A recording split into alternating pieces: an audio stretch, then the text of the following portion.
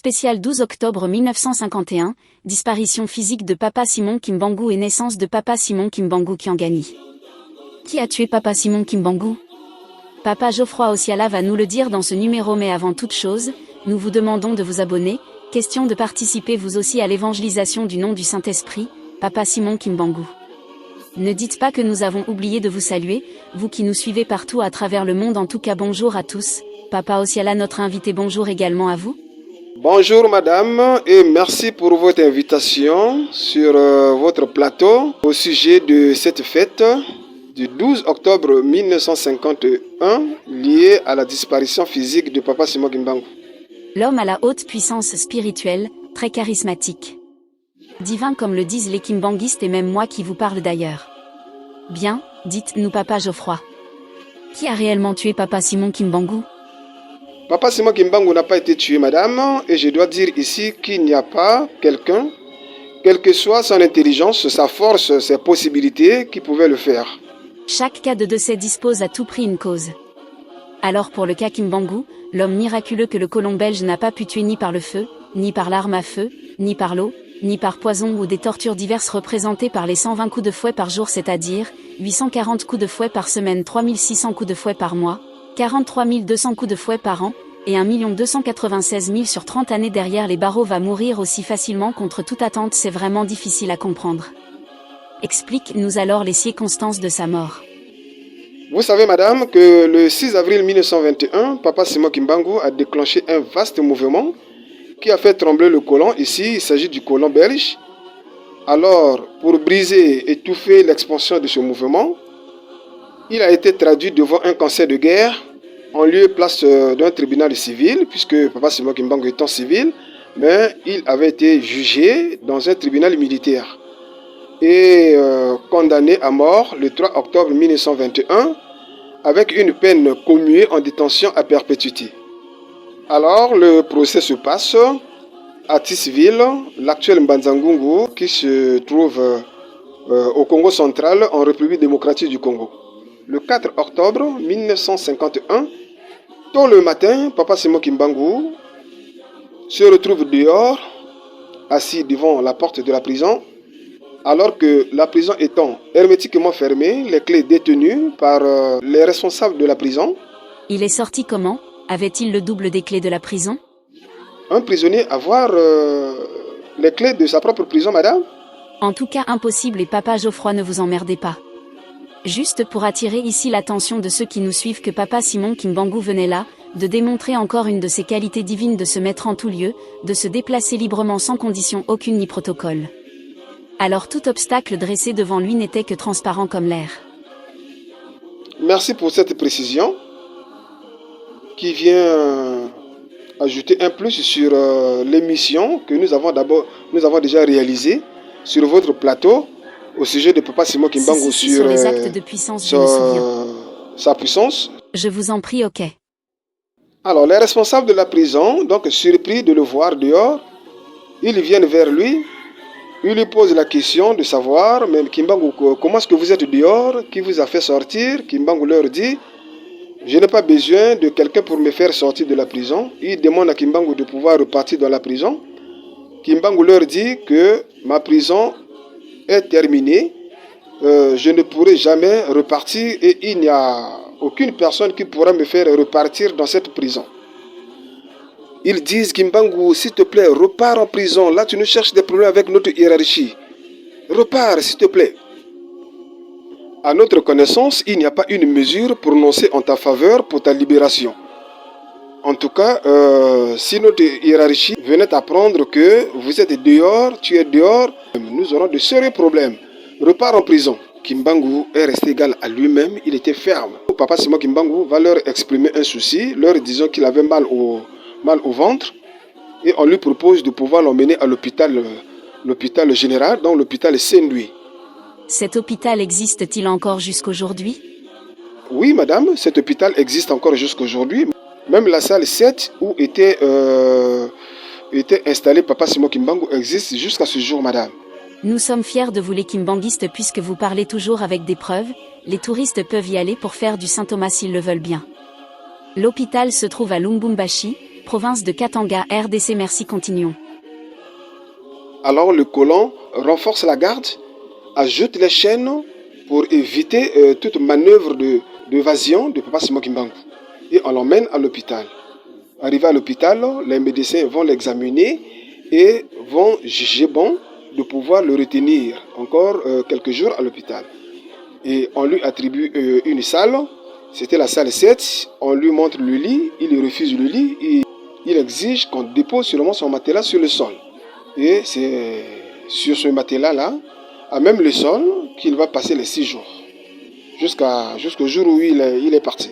C'est le jeudi 11 octobre 1951, une équipe des chrétiens de l'église catholique, ayant appris la nouvelle que Papa Simon Kimbangu était admis à l'hôpital, ils vont décider de venir lui rendre visite avec l'idée de pouvoir exercer sur lui leur suprématie, croyant qu'en raison de ce trouble digestif constaté, Papa Simon Kimbangu en cet instant devait avoir un moral bas, faible et facilement manipulable, malheureusement.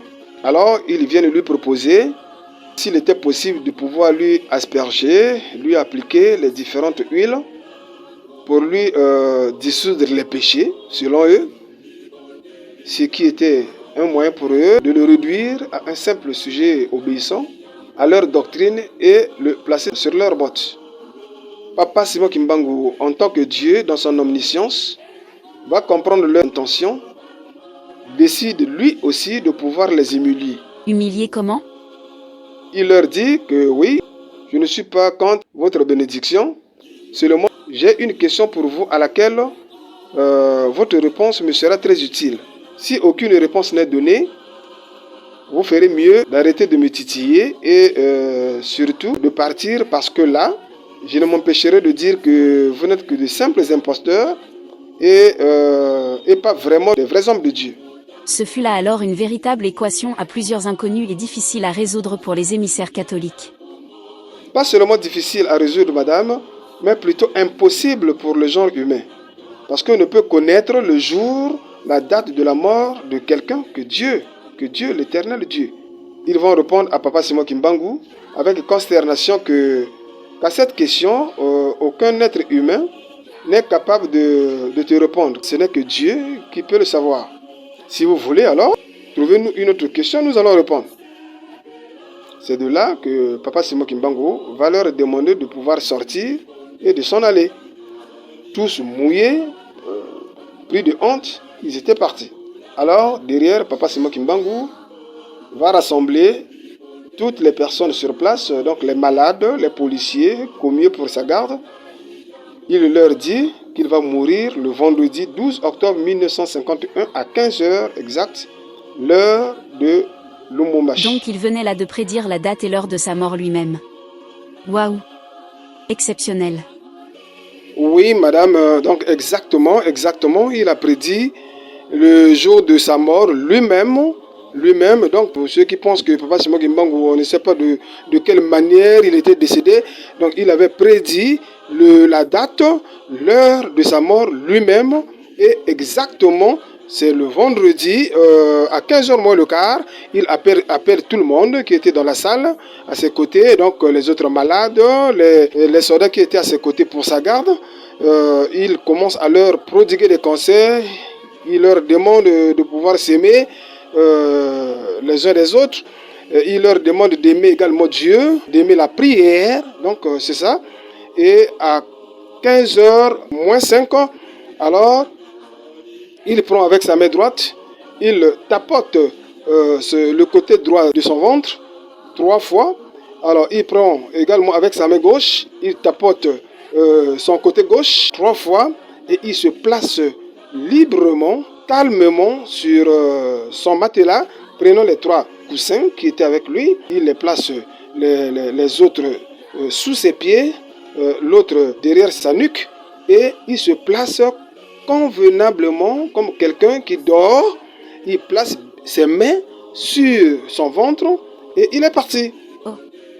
Mais vous êtes sérieux là? Oui, il est parti. Sans grelotter, sans complications, sans quoi là. Il est parti, madame, il est parti. Voyez-moi ça. Et c'était pour de vrai, il était parti. Alors, la nouvelle est répandue partout. Alors, on voyait des voitures arriver, les blancs arriver. Et c'était impensable de voir quelqu'un qu'on n'a pas pu tuer de plusieurs manières, qui décède comme ça là, sans problème. Alors, le blanc déboussolé, le blanc, bon, avec certainement, il avait d'autres visées. D'autres visées. Alors, va décider de pouvoir l'autopsier. Donc, on emmène Papa Kimbangu dans la salle d'autopsie et on va autopsier Papa Kimbangu. Drôle de découverte. Papa Simon Kimbangu n'a rien dans son ventre, il n'a pas ses boyaux, donc pas d'intestin, pas de foie, pas de quoi à l'intérieur, donc c'est rond comme un ballon à l'intérieur. Pourquoi alors continuer de refuser qu'il n'est pas Dieu? Puisque ça on n'a jamais vu ni entendu dans le commun des mortels. Ah mais oui madame, c'est la question qu'on doit se poser, surtout pour ceux qui veulent diminuer Papa Simon Kimbangu à la dimension de, je ne sais pas, à la dimension des autres prophètes comme les Moïse, les Jérémie, les Isaïe, quoi là. Mais Papa Simon Kimbangu. Véritable erreur alors. Puisque moi je sais que tous ces personnages que vous venez de citer ne sont que des prophètes auxquels l'Éternel a utilisés pour faire passer son message, utile pour l'humanité. Mais Papa Simon Kimbangu est d'une autre dimension franchement, sans flatterie. Voilà. Mais voilà. Donc c'est un peu ça. Alors, et c'était de la débandade. Alors les blancs couraient dans tous les sens parce que c'était quand même une grande première de voir un cas comme ça là. Et c'est comme ça que Papa Simon Kimbangu est parti. Donc à la question que vous avez évoquée lors de votre introduction, que qui a tué Papa Simon Kimbangu? Papa Simon Kimbangu n'a pas été tué par quelqu'un. Donc il était parti seul, comme ça là, parce qu'il avait estimé que les 30 ans que lui avait donné notre Seigneur Jésus-Christ étaient déjà là, et il devait partir, et il est parti. Donc c'est comme ça. Ok, avec votre permission, regardons en image quelques empreintes qui illustrent la souffrance de Papa Simon Kimbangu durant les 30 années d'incarcération à Lubumbashi, puis on va continuer. À votre aise, madame, il s'agit là des vestiges qui illustrent les 30 ans d'emprisonnement ferme de Papa Simon Kimbangu à Lubumbashi. Tel que vous venez de dire, nous les Kimbanguistes, nous ne parlons qu'avec des preuves. Alors les preuves sont là, madame, nous pouvons... vous êtes libre de les faire passer pour que ceux qui nous suivent puissent voir. Et on va continuer. Porte de la cellule de Papa Simon Kimbangu de Kasombo à Lubumbashi en RDC. Lit, fait de ciment, qu'a utilisé Papa Simon Kimbangu à Kasombo juste avec une couverture pendant 30 ans. Capacité de la cellule.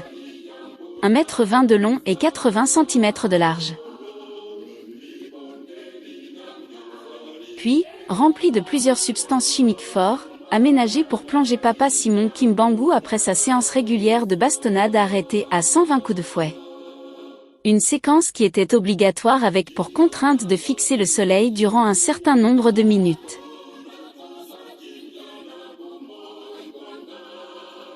Vue intérieure de la prison de Kasombo.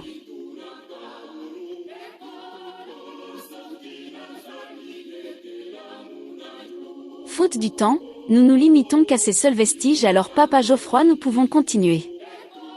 Alors, ce qui mérite d'être évoqué encore ici avec autant de joie, madame, oui, est tel que bien avant, pendant que Papa Simon Kimbangu était encore en prison, alors quelques mois avant, son dernier fils, donc son fils Benjamin, Papa Diangena Kuntima, s'était rendu à Lubumbashi rendre visite à son père. Alors, c'est de là où son père va lui dire que j'ai appris que vos 3 femmes, il est en train de dire à son fils, parce que la femme du Papa Kisolokele était en état de gestation, la femme de Papa Dialungana également, et la femme de Papa Diangena Kuntima au même moment.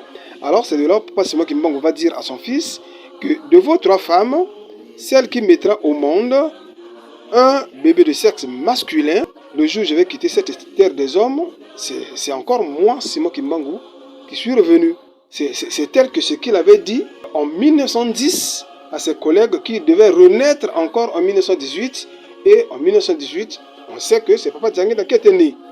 Donc l'on retient que Papa Simon Kimbangu Kiangani est lui-même Papa Simon Kimbangu revenu pour la 3e fois pour l'accomplissement d'un sacerdoce. Oui, donc Papa Simon Kimbangu Kiangani est comme la 3e expression en cette 4e génération de Papa Simon Kimbangu. Et effectivement, c'est le 12 octobre 1951 à 15h, pendant que Papa Simon Kimbangu est en train de donner son dernier soupir à Lumumbashi, en Kamba, c'est maman Kiwa Sissoula, épouse de Papa Dzalungana Kiangani Salomon, qui va enfanter Papa Simon Kimbangu Kiangani, qui est l'actuel chef spirituel de l'église kimbanguiste. À l'église kimbanguiste, il n'y a pas de hasard, tout est issu d'un calcul spirituel strict. Donc c'est un peu ça, madame. Que dire alors à propos de Papa Simon Kimbangu Kiangani de manière spécifique, puisque la date du 12 octobre est aussi à lui? Au sujet de Papa Simon Kimbangu Kiangani, nous allons y revenir dans d'autres numéros pour dire ce qui s'était réellement passé ce jour-là dans la contrée de Nkamba. Alors, qu'est-ce qui s'était passé réellement? Donc, nous allons le dire dans d'autres numéros. Ok, merci Papa Geoffroy. C'est moi qui vous remercie, madame, de m'avoir invité pour ce numéro spécial du 12 octobre 1951. Merci beaucoup. Merci à vous qui nous avez suivis. Papa Simon Kimbangu n'a pas été tué par quelqu'un plus tôt, il était mort ce jour du 12 octobre 1951 que lui-même. N'oubliez pas de vous abonner, portez-vous bien, à très bien, merci.